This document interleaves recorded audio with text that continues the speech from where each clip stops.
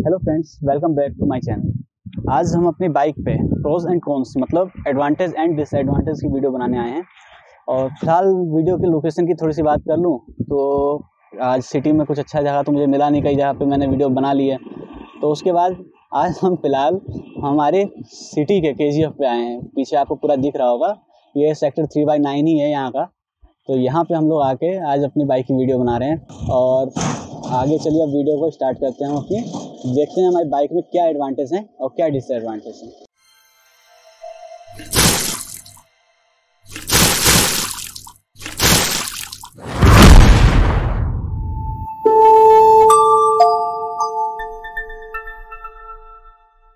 तो पहला एडवांटेज हमारी बुलेट का है इसका विंटेज लुक।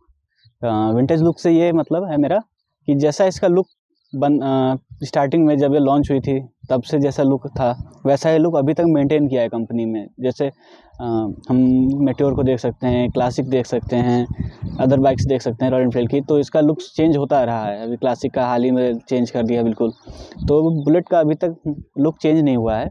जैसे हल्की मुल्की चेंजेस हुई हैं बाइक्स में, बट ज़्यादा चेंज नहीं किया। तो इसका लुक जो है वो सबसे ज़्यादा पसंद आता है सबको। जैसे आपके घर में ज़्यादा एजेड पर्सन है उन्हें भी ये लुक पसंद आता है, क्योंकि बहुत पुराने टाइम से वो देखते आ रहे हैं। और आपको भी पसंद आता है कि कुछ खास इसमें कुछ खास चीज़ें आपको दी गई होती हैं। अब विंटेज के हिसाब से देखें, जैसे कि हमारी बाइक में मडगार्ड, तो मडगार्ड पे जो पत्तियाँ यूज़ की गई हैं अभी भी, तो बाहर से जो 2-3 पत्तियाँ सपोर्ट करने के लिए दे रखी है, ये अभी भी ऐसे ही मेंटेन किया है। कंपनी हो सकता चाहती तो इसे थोड़ा सा और ज़्यादा मॉडिफाई करके हटा सकती थी इसे, लेकिन उसने नहीं हटाया। फिर हेडलाइट का लुक, इसकी टैंक पे जो हैंड पेंटेड डिज़ाइन है, ये सब चीज़ें हम देख सकते हैं। जैसे हैंड पेंट से पूरा जो डिज़ाइन बनाया हुआ है। फिर उसके बाद ये लोगो, सबसे खास इसका लोगो है, क्योंकि ये लोगो किसी भी बाइक में नहीं आता। यहाँ तक कि स्टैंडर्ड में ही जो EX वेरिएंट है या इलेक्ट्रिक स्टार्ट जो है, इस सब में आपको ये लोगो नहीं मिलेगा आपको। तो ये कुछ खास चीज़ें हैं जो इस बाइक को यूनिक बनाती हैं। तो इसके बाद अब नेक्स्ट हम एडवांटेज को देखते हैं। तो सेकंड एडवांटेज है हमारा इस बाइक की माइलेज। जैसे कि आपको पता है कि 350 सीसी की बाइक है, और उसके बाद भी इसका जो माइलेज है वो 35 टू 40 का रहता है। तो इस हिसाब से जैसे जितनी भारी सीसी का इंजन है, उसके बाद भी इसका एवरेज इतना अच्छा है। 193 kg लगभग इसका वेट रहता है, उसके बाद भी इतना एवरेज दे रही है बाइक। तो ये इसके लिए थोड़ा सा एडवांटेज का काम करता है कि हम इतनी भारी गाड़ी ले रहे हैं, उसके बाद भी इतना अच्छा एवरेज हमें इससे मिल रहा है। तो ये इसका सेकंड एडवांटेज हुआ। अब देखते हैं हम इसके थर्ड एडवांटेज को। और अब देखें थर्ड एडवांटेज को। थर्ड एडवांटेज है इसका EFI सिस्टम। जैसा कि मैं अगर इसी बुलेट से कंपेयर करूं BS3 से या BS4 से, तो उनमें EFI सिस्टम नहीं था, उसमें कार्बोरेटर सिस्टम था। इसमें EFI सिस्टम दिया है कंपनी ने। तो इसके भी एडवांटेज हैं, जैसे कि आपको अच्छा माइलेज मिल रहा है, अच्छी पिकअप मिलती है बाइक पे। तो ये इसे हम एडवांटेज में ले सकते हैं, क्योंकि अगर हम रोड पे चल रहे हैं, अगर बाइक में पिकअप ही अच्छा ना हो तो मज़ा नहीं आता चलाने में। क्योंकि माइलेज का हम क्या करेंगे, 2 माइलेज ऊपर नीचे हो चलेगा, लेकिन थोड़ा सा पिकअप और पावर हमें चाहिए होती है बाइक में। तो उस हिसाब से पिकअप अच्छा है EFI सिस्टम की वजह से, और पावर तो वैसे भी अच्छी आती है। तो ये हमारी थर्ड एडवांटेज है। अब फोर्थ एडवांटेज को देखते हैं। अब बात करें हम अपने फोर्थ एडवांटेज की, तो फोर्थ एडवांटेज है हमारा जो बाइक में अब ये इस वाली में बाइक में हमें अब लो फ्यूल इंडिकेटर मिलता है, जैसे कि BS3 वगैरह में नहीं मिलता था। इसमें थोड़ा सा एडवांस कर दिया है कि भाई आज के मॉडर्न टाइम के हिसाब से, कि आज की जनरेशन को ये सब इंडिकेटर वगैरह कुछ फीचर्स चाहिए होता है। तो बेसिक फीचर्स उसने बाइक में ऐड किए गए हैं, जिसमें कि लो फ्यूल इंडिकेटर दे दिया है। तो अब हमें ये है कि अब डायरेक्टली पता चल जाता है कि हाँ फ्यूल कम है, उसमें हमें एवरेज का मतलब रिजर्व वगैरह में जाने का हमें झंझट ही ख़त्म है। तो ये इसका एक और एडवांटेज है कि अब इसमें लो फ्यूल इंडिकेटर्स वगैरह दे दिए गए हैं। तो अब बात करें अपने फिफ्थ एडवांटेज की, तो फिफ्थ एडवांटेज हम कह सकते हैं जो हमारी बाइक में ब्रेकिंग सिस्टम मतलब फ्रंट ब्रेकिंग सिस्टम जो दे दिया है, डिस्क ब्रेक और उसके साथ में ABS सिस्टम। तो ये हमारा फिफ्थ एडवांटेज है कि बाइक, जैसे हम पता है आपको कि 193 kg लगभग इसका वेट है। अगर आप हाईवे पे इसे 80-90 भी भगाते हो या 70-80 मान लो भगाते हो, अचानक अगर कोई सामने आ जाए या सडनली आपको ब्रेक लगाना पड़े और ब्रेकिंग सिस्टम ही अच्छा ना हो, तो मज़ा नहीं आएगा बाइक चलाने में, थोड़ा एक्सीडेंट के चांस ज़्यादा होते हैं। तो इसलिए अब इस वाली बाइक में ABS सिस्टम भी आपको मिल रहा है, तो वो भी काफ़ी ज़्यादा बेनिफिट है कि ABS का वर्क आपको ऐसे पता है। तो इस हिसाब से ये मेरा फिफ्थ एडवांटेज। ठीक, तो बात करते हैं अपनी बाइक के सिक्स्थ एडवांटेज की। तो सिक्स्थ एडवांटेज है हमारी बाइक का कंफर्ट, मतलब जो सीटिंग पोजीशन है। अगर देखा जाए जो इस सीट का कर्व सिस्टम जो यहाँ पे दिया है, जो बैक को सपोर्ट करता है, राइडर जो है अगर काफ़ी लॉन्ग राइड पे अगर आप जाते हैं तो इसमें आपको कोई ऐसा नहीं लगेगा कि आपको डिस्कम्फर्ट कोई फील नहीं आएगा, क्योंकि जो बैक को यहाँ पे सपोर्ट मिलता है। बाकी पीछे पिलियन है, पिलियन के लिए हिसाब से भी सीट थोड़ी लंबी दे रखी है, तो जो पिलियन है पीछे वो भी आराम से बैठ सकता है इस पर। तो बाकी आपको मैं बैठ के अपने हाइट के हिसाब से दिखा देता हूँ कि क्या पोजीशन रहती है सीटिंग की। तो ये देखिए आप, मेरी 5 फीट की हाइट है, 5 फीट 8 इंच। उसके बाद भी पूरा अगर मैं आराम से बैठूँ, उसके बाद बिल्कुल सीधा बैकबोन जो है मेरी बिल्कुल सीधी है, तो जिसके हिसाब से मैं अगर लॉन्ग रूट पे भी जाता हूँ तो भी मुझे कोई प्रॉब्लम नहीं आती है, अच्छा खासा कंफर्ट मुझे इसमें मिल जाता है। बाकी फिर इसके अब नेक्स्ट एडवांटेज की बात करते हैं। तो अब 7th एडवांटेज की बात करते हैं। तो देखो इस बाइक का मॉडिफिकेशन सिस्टम जो है सबसे बड़ा एडवांटेज, जैसे नेक्स्ट है तो सबसे बड़ा है, तो पहला तो मैंने इसके लुक को बोल दिया था। तो अगर मुझे दूसरा जो इसका सबसे अच्छा एडवांटेज लगता है जो है इसका लुक। इसका लुक मतलब मॉडिफिकेशन, जिसके मैं इसके मॉडिफिकेशन इतने ज़्यादा इसमें हो सकते हैं बाइक में। आप इसके इंडिकेटर से लेकर के, टेल लैंप से लेकर के, हेडलाइट तक, स्टार्टिंग से लेकर एंड तक आप जितने मॉडिफिकेशन करवा सकते हो करवा लो, इतना अच्छा इसका सिस्टम रहेगा। फिर कोई सा भी पार्ट्स जो है हटा सकते हो, आप मॉडिफाई कर सकते हो, सीट से लेकर के हर चीज़। तो ये आपको सबसे बड़ा बेनिफिट इसका मिल जाएगा कि आप इसमें मॉडिफिकेशन हद से ज़्यादा कर सकते हो। लेकिन फ़िलहाल तो मैंने कोई मॉडिफिकेशन अभी तक कराया नहीं है, क्योंकि अभी तक मैं स्टॉक साइलेंसर यूज़ कर रहा हूँ, स्टॉक में जो इसका रिम है वही यूज़ कर रहा हूँ। लेकिन हो सकता है आने वाले टाइम में मैं भी अब चेंज कराना स्टार्ट करूँ, क्योंकि पहले अभी थोड़ा सा इसी के मज़े ले रहे हैं। लेकिन ये फ़ायदा इसका है, मॉडिफिकेशन हद से ज़्यादा हो सकता है। तो अगर आप कोई बाइक के लिए सोच रहे हैं तो आप इसकी तरफ जा सकते हैं, क्योंकि मॉडिफाई कर सकते हैं। आपको कोई चीज़ इसमें नहीं पसंद है, आप चेंज करवा लीजिए तुरंत, क्योंकि अदर बाइक्स, कई बाइक्स ऐसी आती है जिसमें आप चेंजेस करा ही नहीं सकते। तो इसके हिसाब से ये अच्छा एडवांटेज इसका मिलता है आपको। अब चलते हैं अपने नेक्स्ट एडवांटेज की तरफ। अब नेक्स्ट एडवांटेज की बात करें, ये हमारा 8th एडवांटेज है, तो वो है इसका मेंटेनेंस। मेंटेनेंस इसका मैंने पिछली वीडियो में बताया था, बिल्कुल जीरो है। आपकी गाड़ी अगर आप हफ्ता भर खड़ा भी रख दोगे, उसके बाद भी स्टार्ट करोगे, फर्स्ट किक में स्टार्ट होती है बाइक, और उसके बाद आप इसको कितना भी यूज़ करो, इसमें एक्स्ट्रा चार्ज, कोई एक्स्ट्रा खर्च नहीं आता इस पर, क्योंकि मैं भी हो गया, मेरे को 6 महीने से ऊपर हो रहा है यूज़ करते हुए। लेकिन इसको सर्विस के अलावा मैंने इस पर 1 रुपये का भी अलग से खर्च नहीं किया है कि मुझे आफ्टर मार्केट या कहीं कोई प्रॉब्लम आई हो जिसकी वजह से मुझे इस पर रुपये खर्च करने पड़े हों। तो ये सबसे बड़ा अच्छा एडवांटेज लगता है, क्योंकि आप बाइक इतना पैसा लगा के बाइक खरीद रहे हो, उसके बाद भी अलग से अगर आपको उस पर खर्च करना पड़ रहा है। कई लोगों को तो चलो शौक है कि कर लेंगे, लेकिन कई लोगों को ये गलत लगता है। तो उस हिसाब से सही है बाइक कि आपको इस पर मेंटेनेंस चार्ज वगैरह इसका एक्स्ट्रा नहीं है। तो इसके बाद अब नेक्स्ट लास्ट एडवांटेज हम देखते हैं। अब ये 9th एडवांटेज है बाइक का। तो ये 9th एडवांटेज क्या है कि इसके सर्विस चार्ज, जैसे कि आपको पता है 350 सीसी की बाइक है, जैसे 100-150 सीसी की जो बाइक्स होती हैं नॉर्मली यही 600-700 रुपये सर्विस में ले लेती हैं। बट 350 सीसी होने के बाद भी ये ज़्यादा 1000-1200-1300 रुपये, इससे ज़्यादा नहीं है, क्योंकि मेरी जो 2 सर्विसेज हुई हैं इसमें लगभग इतना ही खर्चा आया है, 1200-1300 तक का।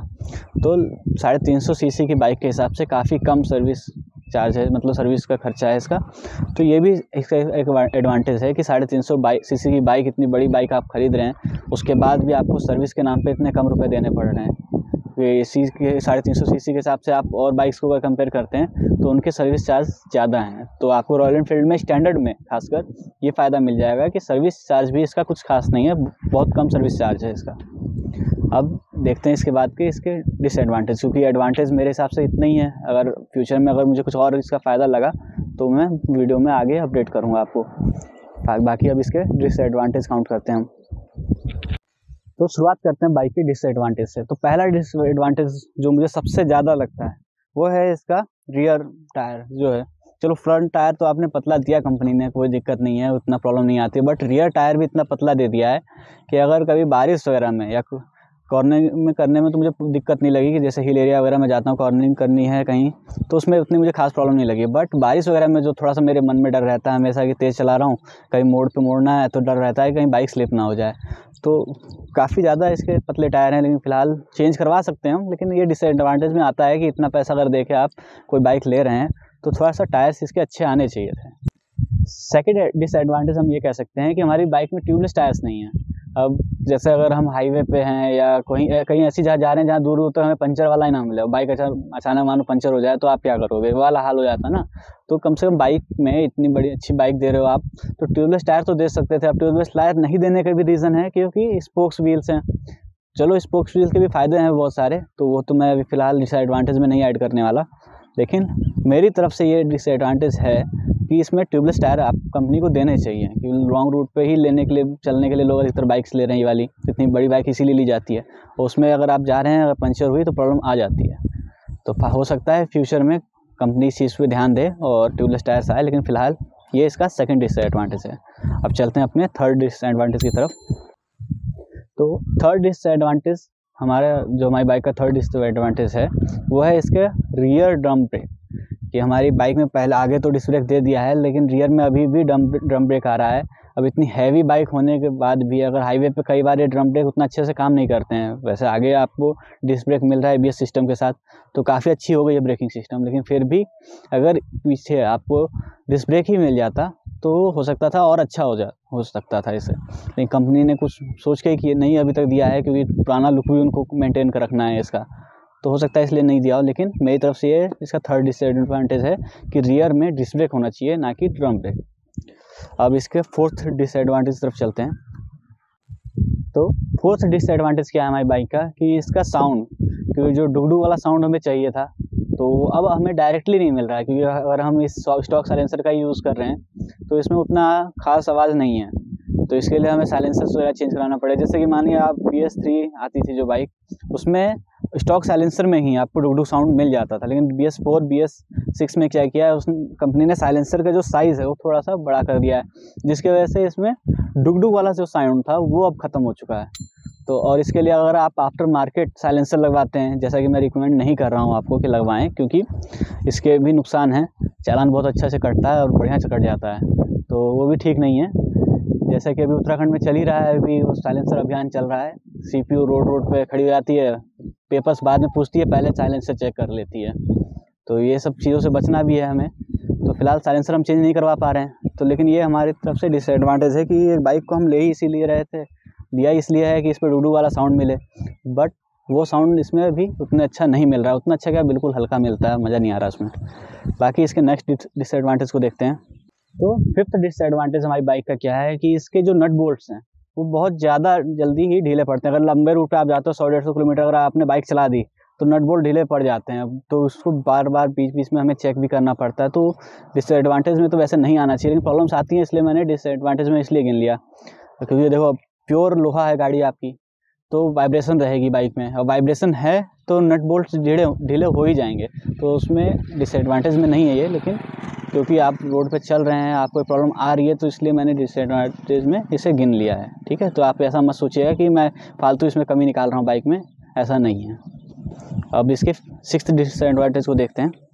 तो बाइक के हम अगर सिक्स्थ डिसएडवांटेज को देखें तो सिक्स्थ डिसएडवांटेज इस बाइक का क्या है, वो कह सकते हैं हम कि FI सिस्टम ही, जैसा कि मैंने एडवांटेज में भी उसे गिना, डिसएडवांटेज में इसलिए गिन रहा हूँ क्योंकि FI आने के बाद कई बाइक्स में मैंने सुना है कि किसी की प्रॉब्लम आई है। मेरी बाइक में भी कई बार आई है, रेगुलर तो नहीं रहा है, बट मैं 6 महीने में मान लो आपने तो 4-5 बार लगभग, मैंने मैक्सिमम 5 बार तो मिसिंग की प्रॉब्लम मैंने फेस की होगी कि चलते चलते बाइक कई बार ऐसा मतलब प्रॉब्लम करती है कि लगता है जैसे कि फ्यूल ख़त्म हो गया हो। तो इस टाइप की प्रॉब्लम्स इसमें आ रही है कई बार, जबकि ऐसा रहा ही नहीं है कि फ्यूल इसमें कभी कम पड़ने दिया नहीं है मैंने, लेकिन ऐसी प्रॉब्लम्स आई हैं। तो मिसिंग प्रॉब्लम्स मुझे लग रहा है कि FI सिस्टम की वजह से आई होगी, क्योंकि कई लोगों का मैंने वीडियोज़ वगैरह देखी थी तो उनका बताना यही था कि FI सिस्टम की वजह से ऐसा हुआ है। तो ये भी एक डिसएडवांटेज है कि अब भाई आप अगर गाड़ी में नई चीज़ें ला रहे हो तो उसके भाई थोड़ा फ़ायदे और नुकसान भी देख लो। अगर फ़ायदे दे रहे हो तो नुकसान भी तो हैं, उस पर भी काम करना चाहिए कंपनी को। हो सकता है आगे चल के कंपनी इस पर अब काम कर रही हो सकता है आने वाले कल में जो बाइक्स आ रही हैं उस पर अब ये वाली जो प्रॉब्लम्स है ना आए, बट फिलहाल अभी तक फेस हुआ है ये। अब बाइक की सेवन्थ डिसएडवांटेज ये है कि जो बाइक हमारी दी गई है इसमें हेडलाइट मॉडिफाई कराना बहुत ज़रूरी है। अब क्यों ज़रूरी है, क्योंकि इसमें जो आपको हैलोजन बल्ब दिया गया है, लो बीम पे तो बहुत अच्छा थ्रो है, इसका कोई दिक्कत नहीं है, कोई प्रॉब्लम नहीं है उसमें मुझे, बट जो इसका हाई बीम पे जो थ्रो है लाइट का वो बहुत ही बेकार है, मतलब उतना अच्छा नहीं है।